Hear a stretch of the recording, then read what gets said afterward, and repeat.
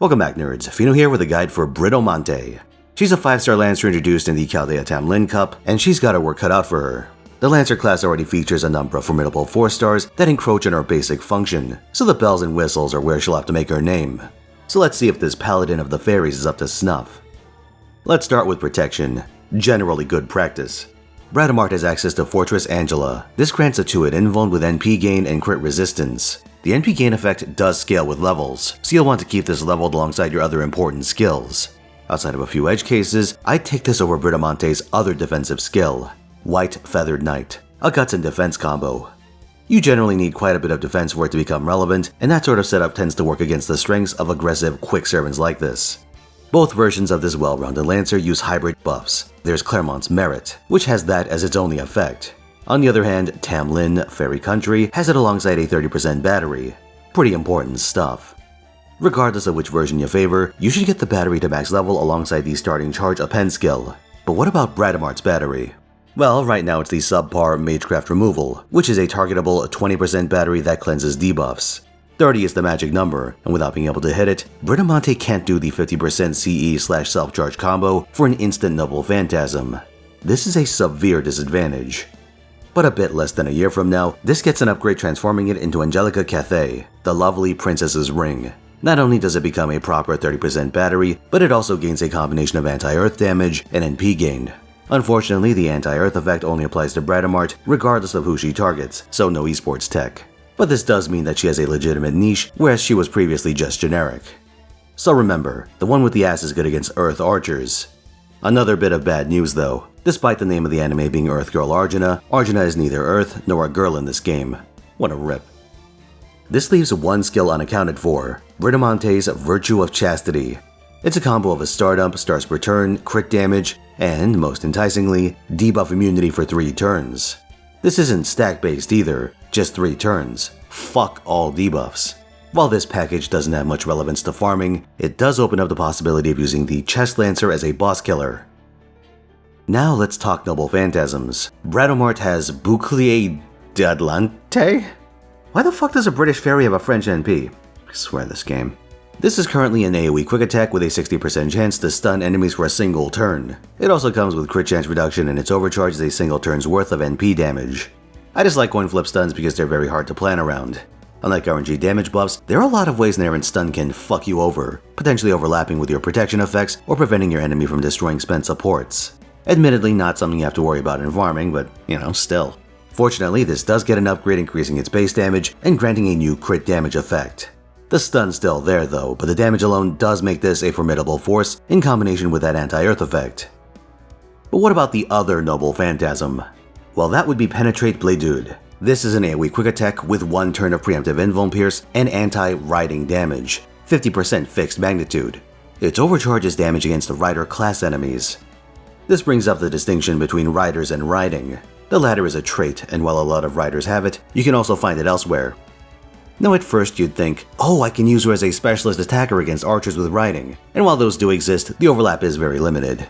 The most notable enemies with this combo are Durga and Balbanji, though on occasion you may also encounter Zenobia, Billy the Kid, Calamity Jane, and Altera the Santa. What you get instead is a Lancer that situationally acts as an assassin. Against riders with riding, Britomante does a lot of damage. This puts her in a very interesting spot, letting her threaten both archers and specific riders with her full power. For mixed encounters that meet these conditions, she has the potential to outperform any other attacker by using a combination of true class advantage against archers and a pseudo class advantage against riders. That said, it is an ephemeral class advantage. She doesn't get any defensive perks against riders, and it's possible for her to get chipped out over longer fights, especially considering that plays against the strengths of the quick card type to begin with. But for your reference, here's a selection of double whammy riders that also have riding. Ivan, Columbus, Red Hair, Medusa, Boudica, Ushuakimaru, Constantine, Andromeda, Odysseus, Europa, Achilles, Quetzalcoatl, and Ozymandias. Not an all-inclusive list, but that should cover the big ones. There's also a notable berserker with riding, Minamoto no Raiko, so Britomante is a valid choice against her too.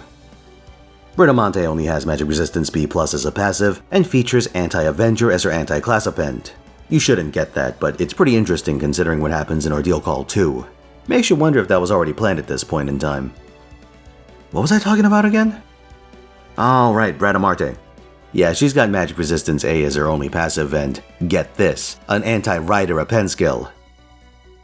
Didn't I just... Alright, whatever.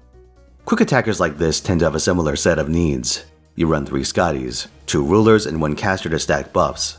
Combine this with Traces of Christmas's Past for farming, and Black Rail for more heavy-duty applications. Although if you're stuck with a 20% battery pre-upgrade, Kaleidoscope is going to be a fact of life. Unless you want to swap farm literally everything. If you want to double down on the anti-riding tech, there's going to be an event next year called Ilya's Castle, and that introduces Winner's Eye, which gives both anti-riding and starting charge with a full attack investment. In practice, I think you'll end up taking Black Rail when it's available, but if you don't have it or you're stuck in a very long fight with Britomart, it has some cases where you may find it useful. Now this whole arrangement would suggest that, when you're fighting archers that are either Earth attribute or non-riding, Bradamart's NP upgrade would give you better results, whereas Britomart does much better against riders and archers with that all-important riding trait. This would have been true up until this very week, where old Brit got an NP upgrade of her own. Not only does it gain increased damage, but it also gains a new pair of overcharge effects. 3 turns of quick and buster resistance reduction. Now Buclia Deadlante and Penetrate Playdude do very similar amounts of neutral damage. While their anti-effects still determine their primary use cases, their basic skill sets matter a lot more now. And on that front, it's hard to ignore that the one from Britain has a much more modern loadout. Invuln crit damage, and debuff immunity versus the French one's Guts Defense Cleanse package. Really the only standout skill Bradamante has is that anti-earth effect, and without it, she definitely shows her age. With that said, Bradamante isn't exactly a heavy hitter outside of her NP turns either. So while there is a gap between the two of them, that doesn't translate to general dominance within the Lancer class. Frankly, neither are really worth headhunting. Brad has it a little worse in that regard, because there are a number of attackers with anti-earth damage including Ereshkigal in the AoE department, and Summer Dobrynya in the single target category. To make things even worse, Summer Ibuki is the most potent generic AoE in the game right now, and she has anti-earth too. As for Brit, she manages to carve out at least a novel niche for herself against hybrid archer/rider encounters. You might think her own craft essence eats into her niche, but truth be told I think very few servants would ever consider it over Black Rail. The value is in having that baked into your skill set, and in that regard, she manages to shine a little brighter than her contemporary. Now then, story time.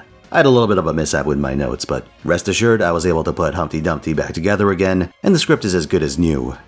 You see, the Britomart in Fate Grand Order isn't the original, but her daughter Bradamante. But given how Britomart the streamer isn't really a character with any meat outside this game, I'll be sticking with the original. Britomart is looking into a magic mirror one day when she sees a dude. A hot one. She jumps up and says, "He's the one. I'm off on an adventure." She sets out in a suit of armor, meets King Arthur among other corruptions of Artorias, and eventually ends up at a tournament. She's facing off against a man named Artegal, and the two trade lances until he knocks her horse off, revealing her to be Astolfo. Artegal is instantly smitten, and Bradamante for her part realizes, holy shit, it's the guy from twitch.tv/Finotaisen, and loses her own inclination to fight. Before the two can get down to business, Ruggiero declares that he is honor-bound to continue his quest. But before he departs, he declares, "We'll bang, okay?" Her would-be lover loses in a fight to an Amazon, and even though it's through guile, he's honor-bound to respect the terms of his wager. Before he's forced to endure any supreme suffering subathons, however, Britomart shows up to play Metaphor. Happy Friday. Ah, but it isn't over yet. When the pair return, her brother is cool with the two of them getting together, but her Artoriases aren't. They want her to marry Fate Grand Order on Sunday.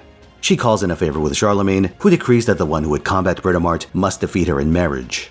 Ruggiero heads off east to kill said prince, but ends up captured by him. Leo Harway is impressed with Artegal and offers to free him if he agrees to do one thing. He preemptively agrees, but the favor turns out to be liking if you enjoyed this video and subscribing for more. He does in disguise and in disgust with himself.